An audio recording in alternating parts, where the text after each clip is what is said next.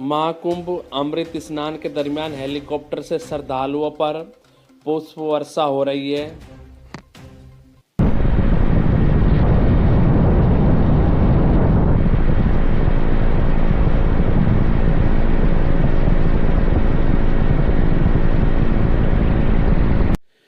उत्तर प्रदेश कन्नौज में भाजपा विधायक अर्चना पांडे पहुंची बिजली विभाग के कार्यालय।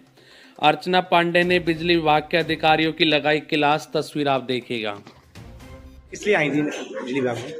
आज बिजली विभाग के सभी अधिकारी और उनके सहयोगी बंधुओं के साथ बैठकर हमारे सभी भारतीय जनता पार्टी के कार्यकर्ता, नगर अध्यक्ष, सभी लोगों ने बैठकर कुछ बिजली से संबंधित समस्याओं को जाना और उनको बताया और उनको कुछ सुझाव दिए और उनकी कुछ समस्याओं को सुना ताकि आगे सबके सहयोग के साथ बिजली व्यवस्था सुचारू। समस्या आ रही है मीटर रीडिंगों में बढ़ोतरी आ रही है। लोग गरीब जो हैं उनके जिनका एक बल्ब है, एक पंखा, उनकी रीडिंग बढ़ के आ रही है 5,000, 6,000, 7,000। इस समस्या को ये केवल यही गोसाईगंज में नहीं और भी जगह आ रही है।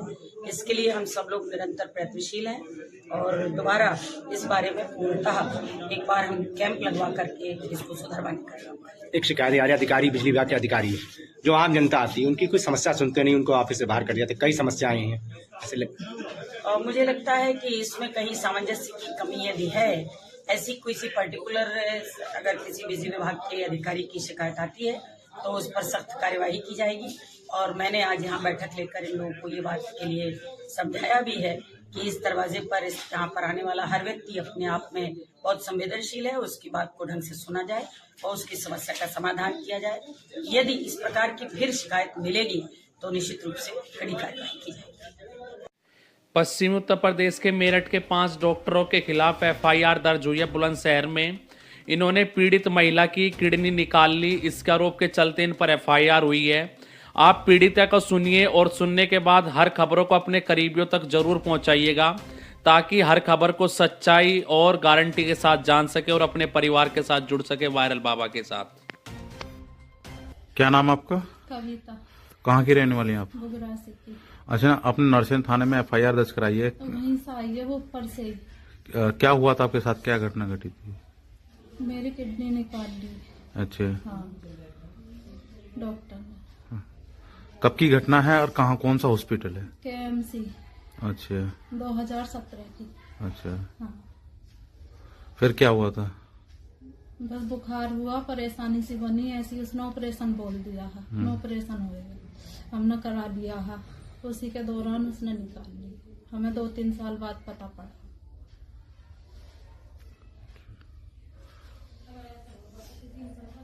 और फिर क्या हुआ, आपने किसका शरण लिया एफआईआर कराने के लिए?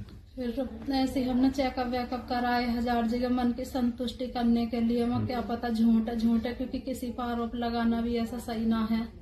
फिर जब हमें सब में यूँ कह दी कि है ही ना तुम्हारी किडनी, फिर हम राठी के पास गए, डॉक्टर के पास। फिर राठी ने हमें ये वाली सलाह दी कि ऐसा ऐसा कर। जब हमने कोर्ट में केस दिया। हाँ। ये कैसे साल चला महसूस हुआ, कब महसूस हुई किडनी की? मुझे 3-1 साल बाद महसूस हुई, जब मैं ठीक ही न रह रही ही। हाँ, जब ये मुझे वहीं लेकर गए थे तो उसी के अस्पताल में बताया कि तुम्हारी किडनी है।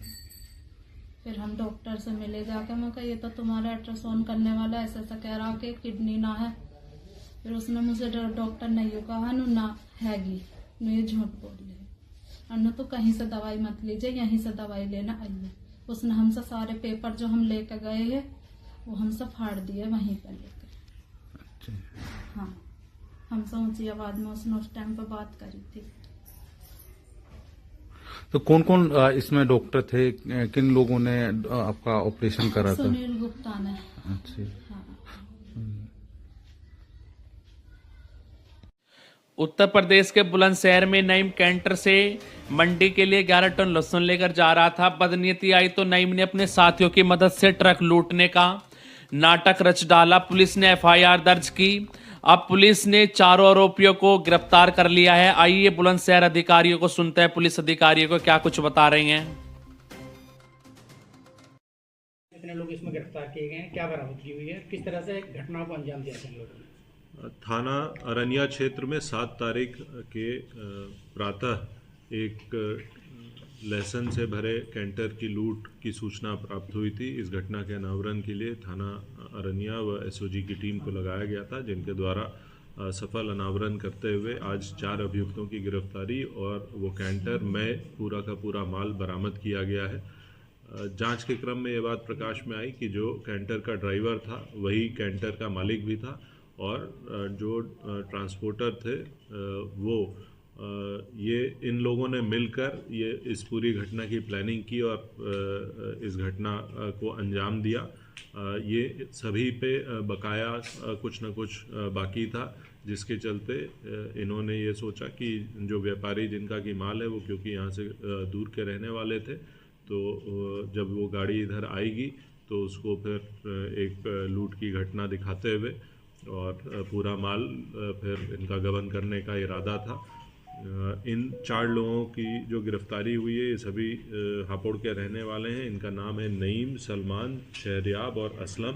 इनके पास से लूटा हुआ कैंटर में पूरा का पूरा माल, एक स्विफ्ट गाड़ी जो कि घटना में प्रयोग की गई थी और कुछ तमंचा और कारतूस और अवैध चाकू इनके पास से बरामद हुआ है। पूछताछ करते हुए इन्हें न्यायिक अभिरक्षा में भेजा जा रहा है। सर, चूंकि मौजूदा रेट जो है लहसुन का 400 रुपये किलो है, 11 टन बरामद किया गया, तो लगभग कितनी इसकी कीमत रही होगी? देखिए, जैसा मैंने बताया ये पूरी प्लानिंग ट्रांसपोर्टर और ड्राइवर की थी और इन्होंने जो माल था उसको इनकी प्लानिंग थी कि जाके दिल्ली में मंडी में बेच देंगे और मार्केट रेट जैसा आपने बताया है तो ये वही लगभग 40 से 45 लाख के बीच का ये माल था।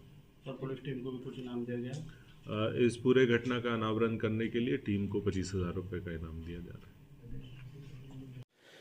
उत्तर प्रदेश के पूर्व मुख्यमंत्री अखिलेश यादव हरिद्वार पहुंचे हैं स्नान करने के लिए।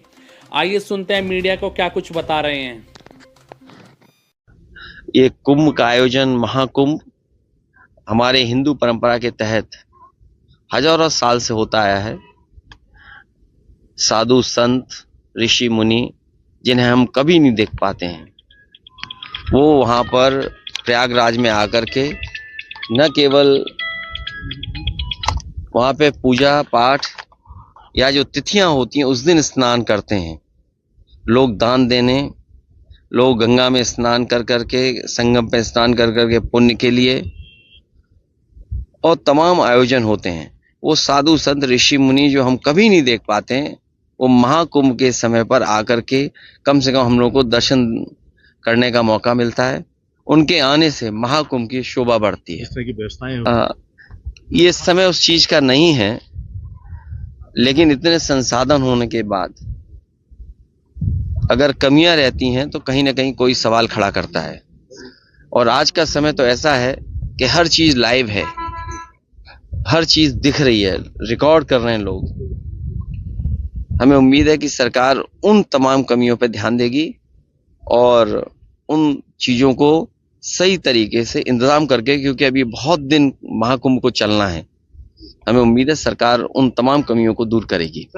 माँ गंगा हरिद्वार से लेकर के और आखिरी कलकत्ता, वेस्ट बंगाल, वहां तक गंगा माँ बह के जाती हैं और जो माँ गंगा में जहां डुबकी लगाना चाहे लगा सकता है। हर जगह का अपना महत्व है, समय के हिसाब से और महत्व हर जगह का अलग अलग तरीके से है। कल जब मैं यहाँ आया, महासंक्रांति थी, इसलिए मैंने कल ही यहाँ पर माँ गंगा के स्नान किया। दान की परंपरा है, मैं जरूर दान करूंगा। और संगम कब जाएंगे? जब माँ गंगा बुलाएंगी। अखिलेश जी, सर यूसीसी उत्तर प्रदेश के गाजीपुर मुख्तार अंसारी के सहयोगी की बेनामी संपत्ति कुर्की की गई। अंगत राय उर्फ झुल्लन की 1 करोड़ 55 लाख की संपत्ति कुर्क की गई है। तस्वीर आपके सामने है।